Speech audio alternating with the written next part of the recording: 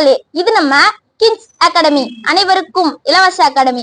Parts of ஸ்பீச்ல நம்ம pronoun error பாத்துக்கிட்டு இருக்கோங்க. இன்னைக்கு ஈச் டே ஈச் எரர் பகுதியோட டே 59 வாங்க வீடியோக்குள்ள போலாம்.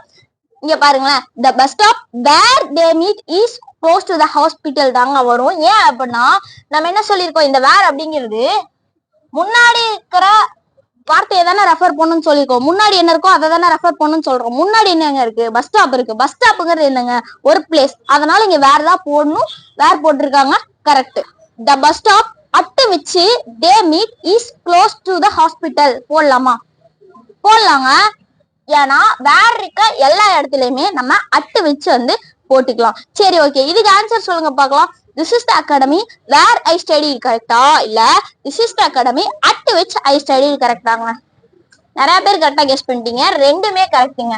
சரி, ஓகே. இதே மாதிரி நாளைக்கு நம்ம the reason which I was at the library வருமா, இல்ல the reason why I was at the library வருமா?